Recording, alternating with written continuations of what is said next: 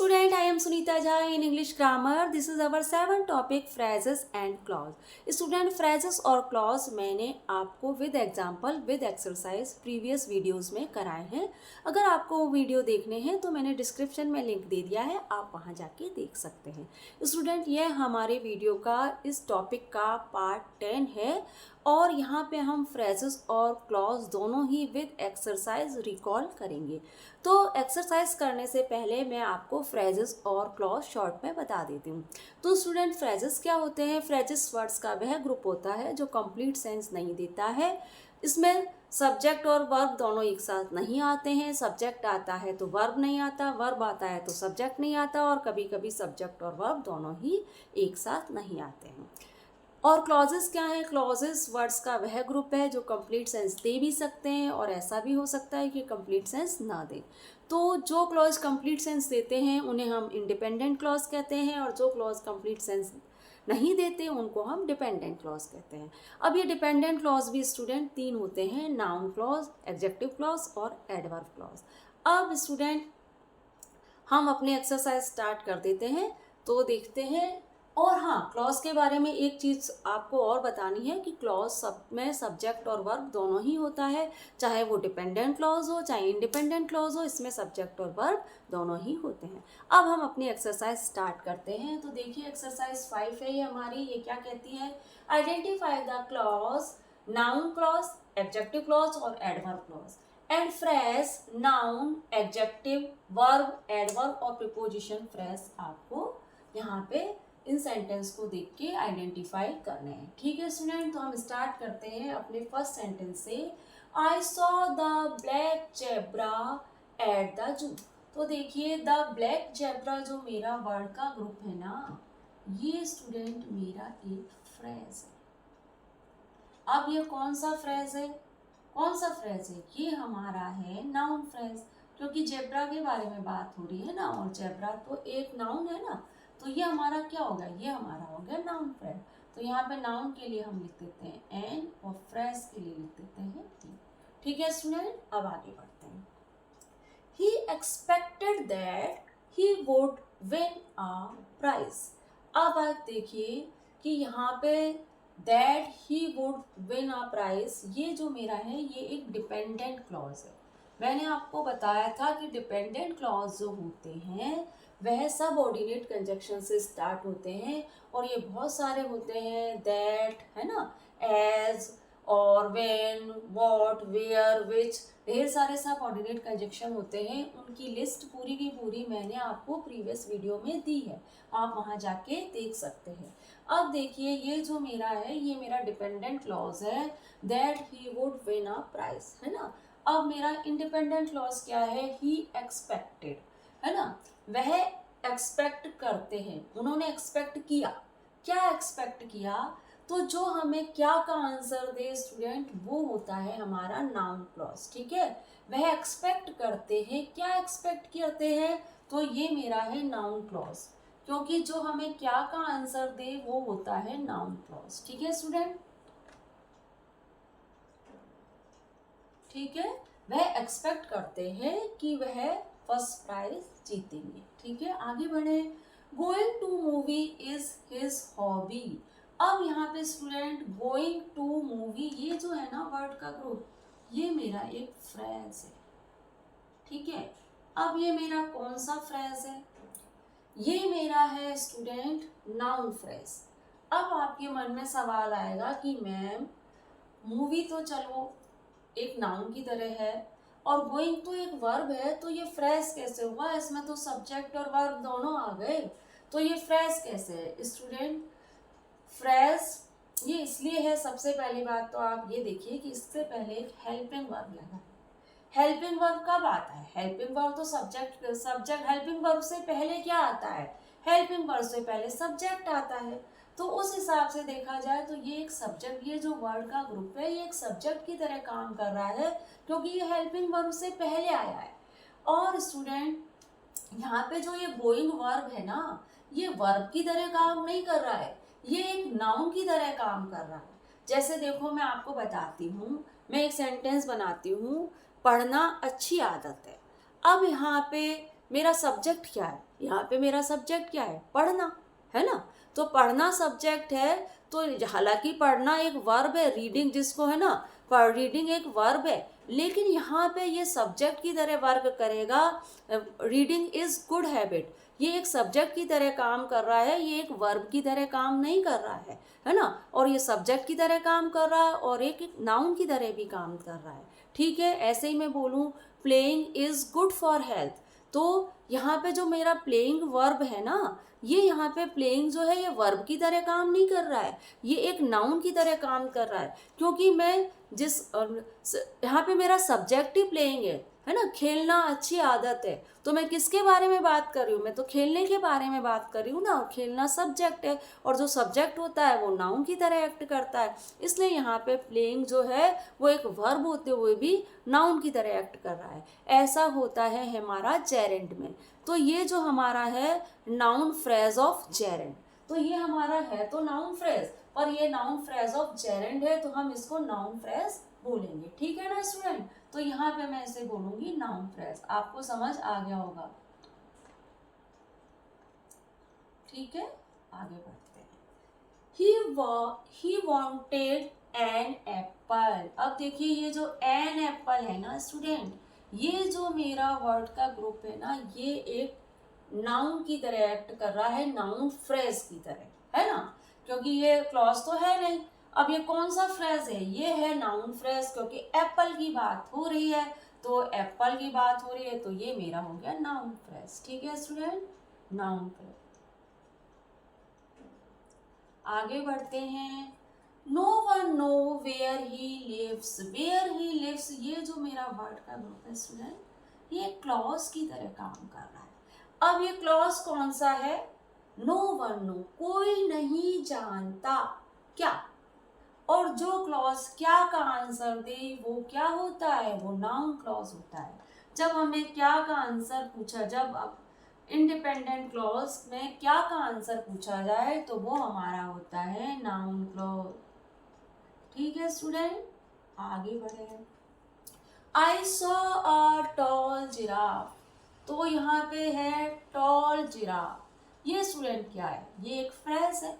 कौन सा फ्रेज है, ये मेरा नाउन फ्रेज है, क्योंकि जिराफ के बारे में बात हो रही है, और ये जो टॉल वर्ड है ये जिराफ को मॉडिफाई कर रहा है, इसलिए ये मेरा हो गया नाउन फ्रेज। ठीक है स्टूडेंट,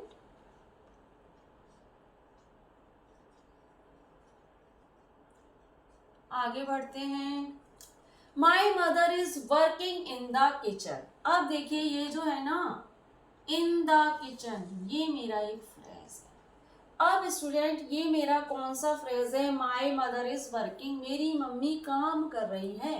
तो काम करने को डिस्क्राइब करे, जो वर्ब को डिस्क्राइब करे, वो क्या होता है, वो तो एडवर्ब फ्रेज होता है। इसलिए वर्ब को डिस्क्राइब कर रहा है, इसलिए ये एडवर्ब फ्रेज है।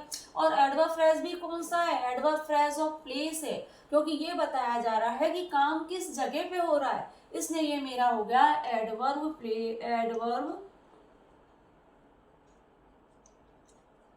फ्रेज, है ना, एडवर्ब ऑफ प्लेस, है ना, ऑफ प्लेस। ठीक है स्टूडेंट, ये मेरा एडवर्ब फ्रेज ऑफ प्लेस है।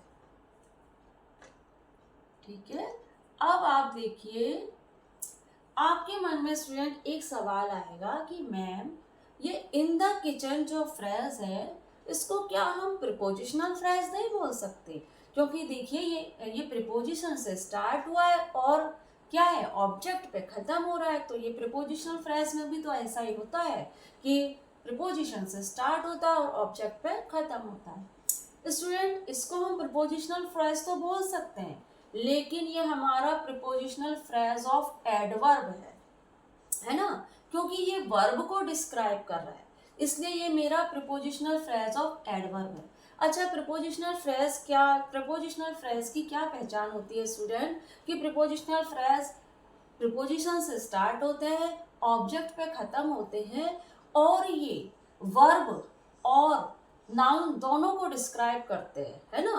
तो मतलब ये एडजेक्टिव और एडवर्ब की तरह काम करते हैं। प्रीपोजिशनल फ्रेज एडजेक्टिव और एडवर्ब की तरह भी काम करते हैं। अब यहाँ पे ये वर्ब को डिस्क्राइब कर रहा है ना, इसलिए यहाँ पे काम कर रहा है एडवर्ब की तरह। तो ये मेरा है प्रीपोजिशनल फ्रेज ऑफ एडवर्ब भी है। ठीक है स्टूडेंट, आगे बढ़ते हैं। She goes abroad every year.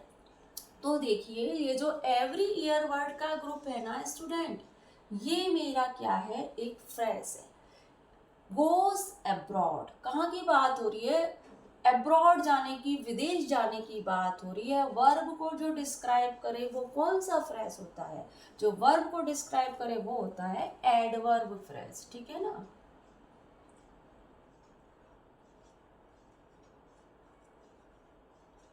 ये हमारा है एडवर्ब फ्रेज। आगे बढ़ते हैं। ही वर्क विथ केयर। तो यहाँ पे स्टूडेंट विथ केयर जो ये मेरा वर्ड का ग्रुप है, ये मेरा एक फ्रेज है। अब ये मेरा कौन सा फ्रेज है, वर्क्स की बात हो रही है, काम को, जो वर्क को डिस्क्राइब करे वो तो एडवर्ब फ्रेज होता है, और ये मेरा एडवर्ब फ्रेज है। ठीक है, अब ये मेरा एडवर्ब फ्रेज है, और ये मेरा एडवर्ब फ्रेज ऑफ कौन सा है, मैनर है ना, क्योंकि काम किस तरीके से हो रहा है ये एडवर्ब फ्रेज ऑफ मैनर बताता है।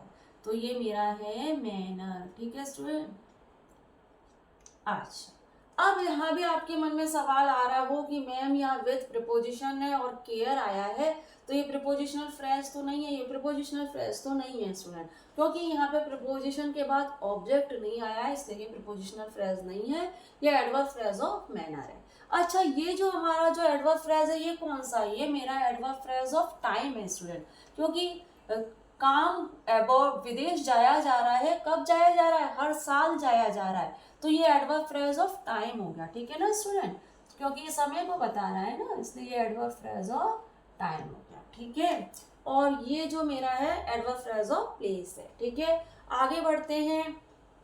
The boy went home when the school was over. तो when the school was over ये मेरा क्या है, एक क्लॉज है। अब ये कौन सा क्लॉज है ये हमें देखना है। The boys went home, boys थे वो घर चले गए, घर जाने का काम हो रहा है, तो यहाँ भी ये वर्ब को डिस्क्राइब कर रहा है ये क्लॉज, तो ये मेरा हो गया एडवर्ब क्लॉज। ठीक है, तो ये स्टूडेंट मेरा है एडवर्ब क्लॉज। ठीक है, और एडवर्ब क्लॉज भी कौन सा है, टाइम, क्योंकि स्कूल बच्चे घर चले गए जब स्कूल ओवर हो गया, तो समय को ही तो बताया जा रहा है कि बच्चे घर तब गए जब स्कूल ओवर हो गया, तो ये मेरा एडवर्ब क्लॉज ऑफ टाइम है स्टूडेंट। अच्छा मैं आपको एक हिंट और दे देती हूँ स्टूडेंट, कि जब भी व्हेन वर्ड आ जाए तो वो क्या होता है, टाइम को ही शो करता है मोस्टली, है ना, जब भी व्हेन वर्ड आएगा तो वो टाइम को ही शो करेगा। और इस तरह का सेंटेंस होता है ना, नो वन नो, तो उसके बाद आपका क्वेश्चन बनता है व्हाट, तो उसके बाद मोस्टली नाउन क्लॉज ही आता है। नो वन नो इस तरह के कोई सेंटेंस बने ना, तो उसके बाद मोस्टली नाउन क्लॉज ही आता है, क्योंकि उसके बाद क्वेश्चन किया जाता है क्या, और क्या का आंसर तो नाउन क्लॉज ही देते हैं। और अगर इस तरह से सेंटेंस बने व्हेन, आपका जो डिपेंडेंट क्लॉज व्हेन से स्टार्ट हो, तो फिर वो आपका एडवर्ब क्लॉज ऑफ टाइम ही होगा मोस्टली। ठीक है ना स्टूडेंट, अब हम आगे बढ़ते हैं। He will pass if he work hard. अब आप देखिए इफ ही वर्क हार्ड, जो ये मेरा वर्ड का ग्रुप है ना स्टूडेंट, ये मेरा एक क्लॉज है। अब ये कौन सा क्लॉज है, ही विल पास, वह पास हो जाएगा अगर वह कठिन मेहनत करेगा। तो वही बात है कि यहाँ पे भी पास होना एक वर्ब है, और जो वर्ब को डिस्क्राइब करे वो एडवर्ब क्लॉज होता है, तो ये मेरा एडवर्ब क्लॉज तो है। अब कौन सा वाला है, एडवर्ब क्लॉज ऑफ कंडीशन, क्योंकि मेहनत करेगा तभी पास होगा, तो ये मेरा है एडवर्ब क्लॉज ऑफ कंडीशन। ठीक है स्टूडेंट, आगे बढ़ते हैं। I meet her when I was in Mumbai, I met her when I was in Mumbai। तो देखिए when I was in Mumbai ये मेरा क्या है, ये मेरा है एक क्लॉज। अब ये कौन सा क्लॉज है, आई मेट हर, मैं उससे मिला, है ना, तो ये तो क्या एडवर्ब क्लॉज ही आते जा रहा है। मैं उससे मिला, कब मिला, जब मैं मुंबई में था, है ना, तो ये मेरा एडवर्ब क्लॉज है। अब ये कौन सा वाला क्लॉज है, ये भी एडवर्ब क्लॉज ऑफ टाइम है, क्योंकि समय कोई तो बता रहा है, और व्हेन आया है तो मैंने बताया था ना, व्हेन आता है तो वो एडवर्ब क्लॉज ऑफ टाइम ही बनता है, ठीक है।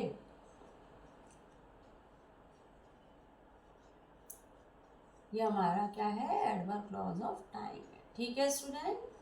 आगे बढ़ते हैं, ठीक है, आगे, क्योंकि यहाँ पे वर्ब को ही तो डिस्क्राइब कर रहा है ना, ये जो वर्ब को डिस्क्राइब करे वो एडवर्ब क्लॉज, और समय को बता रहा है कि कब मिला था, जब मुंबई में था, इसलिए ये टाइम है, ठीक है।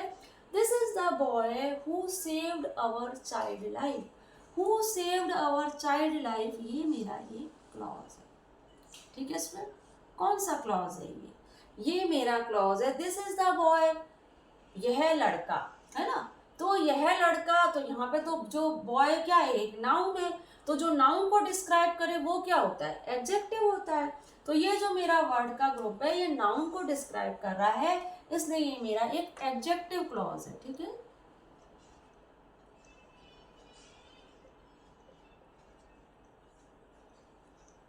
ठीक है स्टूडेंट, ये मेरा एक एडजेक्टिव क्लॉज है।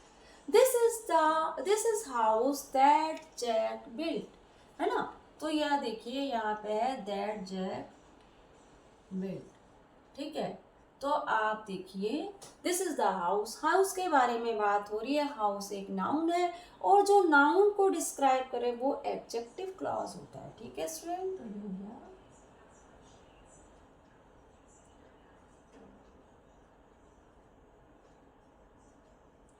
ठीक है, ये नाउन को डिस्क्राइब कर रहा है कि यह वह हाउस है जिसे जैक ने बनाया है, तो ये मेरा एक एडजेक्टिव क्लॉज है। The cat is hiding under the table, तो अंडर द टेबल ये मेरा एक फ्रेज है। अब देखना ये है कि ये कौन सा फ्रेज है। अब आप देखिए, ये मेरा है एक प्रिपोजिशनल फ्रेज। अब आपके मन में ख्याल आ सकता है कि मैम ये एक नाउन फ्रेज भी तो हो सकता है, क्योंकि यहाँ पे टेबल की बात हो रही है, तो हम इसको नाउन फ्रेज भी तो मान सकते हैं। स्टूडेंट, ये नाउन फ्रेज नहीं है, ये प्रिपोजिशनल फ्रेज है, और प्रिपोजिशनल फ्रेज ऑफ एडवर्ब है। प्रिपोजिशनल फ्रेज भी कौन सा है, प्रिपोजिशनल फ्रेज ऑफ एडवर्ब है।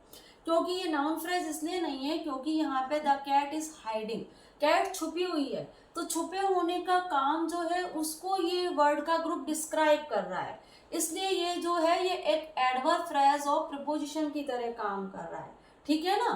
तो यहाँ पे ये मेरा प्रिपोजिशन फ्रेज भी है और प्रिपोजिशनल फ्रेज ऑफ एडवर्ब भी है, ठीक है ना स्टूडेंट। तो यहाँ पे मैं लिखूंगी प्रिपोजिशन,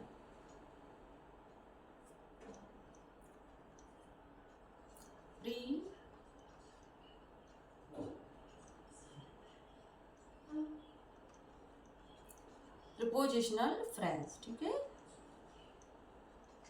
यहाँ हम इसको प्रिपोजिशनल फ्रेज लिखेंगे, ठीक है, क्योंकि ये मेरा वर्ब को डिस्क्राइब कर रहा है। अंडर द टेबल, ये जो मेरा वर्ड का ग्रुप है, ये हाइडिंग जो वर्ब है उसको डिस्क्राइब कर रहा है, इसलिए ये मेरा प्रिपोजिशनल फ्रेज ऑफ एडवर्ब है, और ये एक प्रिपोजिशनल फ्रेज भी है। प्रिपोजिशनल फ्रेज आपको समझ में आ गया ना, जो किससे स्टार्ट होते हैं, जो स्टार्ट होते हैं एक प्रिपोजिशन से और ऑब्जेक्ट पे खत्म होते हैं, और जो एक एडजेक्टिव और एडवर्ब की तरह काम करते हैं वो प्रिपोजिशन फ्रेज होते हैं, ठीक है स्टूडेंट। आगे बढ़ते हैं। Students from different cities are there, from different cities, ये जो मेरा एक फ्रेज है, कौन सा फ्रेज है, प्रिपोजिशनल फ्रेज है। अब है ना, वही सवाल आएगा मैम कि हम इसको नाउन क्यों नहीं बोल सकते। हम इसको नाउन स्टूडेंट इसलिए नहीं बोल सकते, नाउन फ्रेज ये इसलिए नहीं है क्योंकि यहाँ पे सिटीज को डिस्क्राइब नहीं किया जा रहा है, यहाँ तो स्टूडेंट्स को डिस्क्राइब किया जा रहा है। इस सेंटेंस में सिटी के बारे में बात नहीं हो रही। इस सेंटेंस का हेड वर्ड क्या है, स्टूडेंट है। स्टूडेंट इस सेंटेंस का हेड वर्ड है, इसलिए ये यहाँ पे हमारा नाउन फ्रेज नहीं है। अब स्टूडेंट, ये नाउन फ्रेज इसलिए भी नहीं है क्योंकि जो स्टूडेंट है ये एक नाउन है, और जो नाउन को डिस्क्राइब करते हैं वो क्या होते हैं, एडजेक्टिव होते हैं। तो ये मेरा प्रिपोजिशनल फ्रेज ऑफ एडजेक्टिव है, ठीक है ना स्टूडेंट। तो ये इसको हम प्रिपोजिशनल फ्रेज बोल सकते हैं।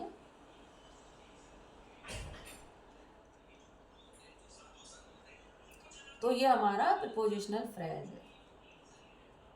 ठीक है, ठीक है ना स्टूडेंट, आगे बढ़े। Unemployment is getting out of hand, है ना। तो यहाँ पे जो आउट ऑफ हैंड ये जो वर्ड का ग्रुप है, ये मेरा एक फ्रेज है। कौन सा फ्रेज है ये? नाउन फ्रेज है क्या? Out of hand, hand word लिखा हुआ है, तो क्या ये नाउन फ्रेज है? नहीं स्टूडेंट, ये नाउन फ्रेज नहीं है।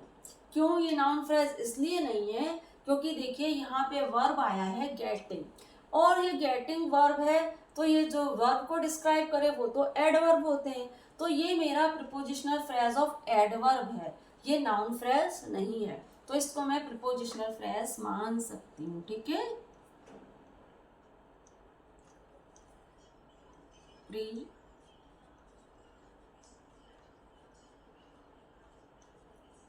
Prepositional phrase. ठीक है, ठीक है ना स्टूडेंट, आपको समझ आ रहा है ना? आगे बढ़ते हैं, चलिए। She was playing hide and seek with her friends. तो वॉज प्लेइंग जो ये मेरा वर्ड का ग्रुप है, ये मेरा एक फ्रेज है। और ये मेरा कौन सा फ्रेज है? ये मेरा वर्ब फ्रेज है, क्योंकि मैंने आपको बताया था जो हेल्पिंग वर्ब और उसके बाद जो वर्ब आता है वो वर्ब फ्रेज होता है। तो ये मेरा वर्ब फ्रेज है। ठीक है,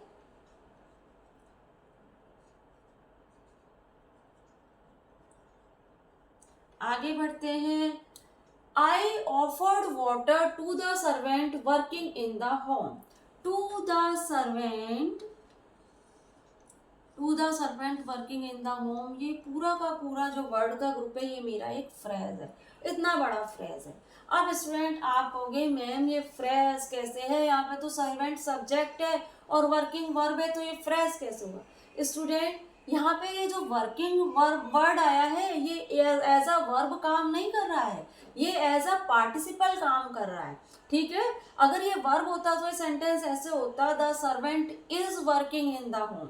ये जो वर्किंग वर्ड आया है ये एज अ पार्टिसिपल वर्क कर रहा है, और हमारा सेंटेंस क्या है? आई ऑफर्ड वाटर, मैंने वाटर ऑफर किया सर्व घर में काम करते हुए सर्वेंट को, घर में काम करते हुए सर्वेंट को। इस तरह से ये सेंटेंस बन रहा है, इसलिए ये मेरा क्या है? एक नाउन फ्रेज है। ठीक है स्टूडेंट, तो यहाँ मैं इसे लिख देती हूँ, इसको नाउन फ्रेज इधर लिख देती हूँ, नाउन के लिए एन लिख देती हूँ, फ्रेज के लिए। ठीक है स्टूडेंट, और ये मेरा नाउन फ्रेज है क्योंकि यहाँ सर्वेंट आया है, सर्वेंट को डिस्क्राइब कर रहा है ये फ्रेज, इसलिए ये मेरा नाउन फ्रेज है। ठीक है स्टूडेंट, आगे बढ़ते हैं। To give other is an ability. To give other यहाँ मेरा एक फ्रेज है, और फ्रेज कौन सा है स्टूडेंट? Noun phrase. कैसे? देखिए हेल्पिंग वर्ब से पहले आया, जो हेल्पिंग वर्ब से पहले आता है वो सब्जेक्ट होता है, और सब्जेक्ट तो नाउन की तरह ही वर्क करता है ना। अब लेकिन मैम ये गिव जो है ये कैसे सब्जेक्ट बन गया, ये कैसे नाउन फ्रेज हो गया? ठीक है, ये नाउन फ्रेज कैसे बना? अब देखिए स्टूडेंट, कोई भी वर्ब के साथ जब टू लगा दिया जाता है तो वो एक सब्जेक्ट की तरह काम करने लगता है, ऐसा इन्फिनेटिव में होता है। ठीक है ना, तो इन्फिनेटिव क्या होता है कि टू प्लस वर्ब की फर्स्ट फॉर्म होती है इन्फिनेटिव। तो यहाँ पे ये एक नाउन की तरह वर्क कर रहा है, इसलिए ये मेरा एक नाउन फ्रेज है। ठीक है, तो यहाँ पे हम लिखेंगे नाउन फ्रेज।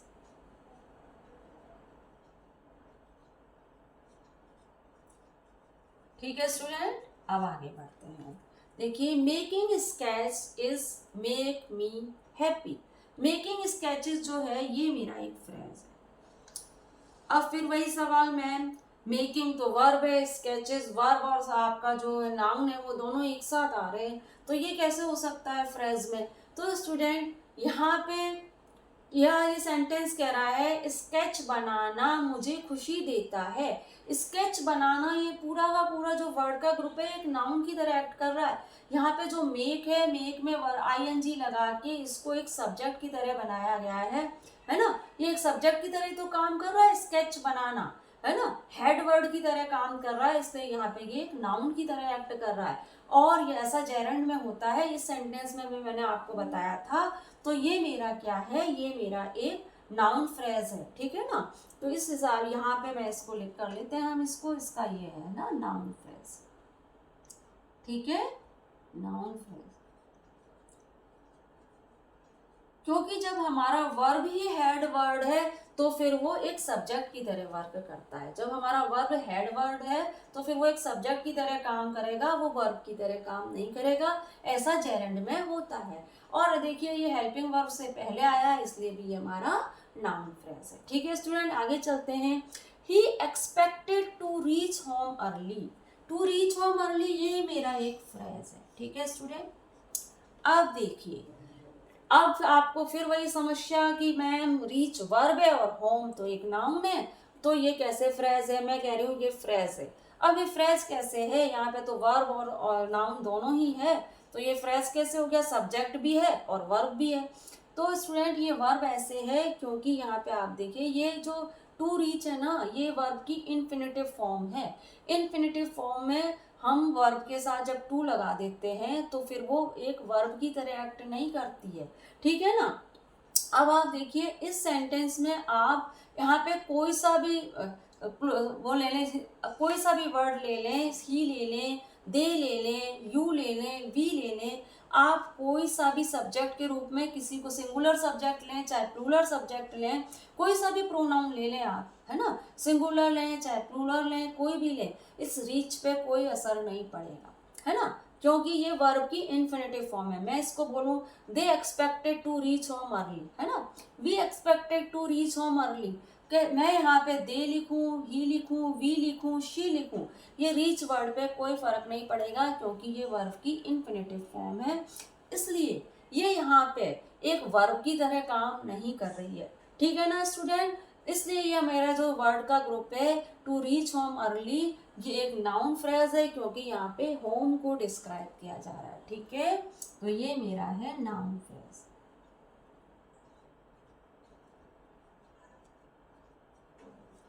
ठीक है, अब आगे चलिए। अब ये है ना नाउन फ्रेज है और ये ऑब्जेक्टिव पार्ट में आया है। ठीक है ना, ये हमारे सेंटेंस के ऑब्जेक्टिव पार्ट में आया है। सब्जेक्टिव पार्ट में भी आ सकता है नाउन और ऑब्जेक्टिव पार्ट में भी आ सकता है, तो ये ऑब्जेक्टिव पार्ट में आया है। ठीक है स्टूडेंट, आगे बढ़ते हैं। Alex is well behaved man, well behaved man है, तो जो वेल बिहेव्ड जो वर्ड का ग्रुप है ये क्या है? इसमें एलेक्स को डिस्क्राइब कर रहे हैं, तो एलेक्स की खासियत ही तो बता रहा है ये वर्ड का ग्रुप वेल बिहेव्ड, तो ये मेरा कौन सा फ्रेज हुआ? ये मेरा एडजेक्टिव फ्रेज हुआ क्योंकि ये क्या है? एलेक्स की खासियत बता रहा है। ठीक है ना, तो मैं यहाँ लिख लेती हूँ एडजेक्टिव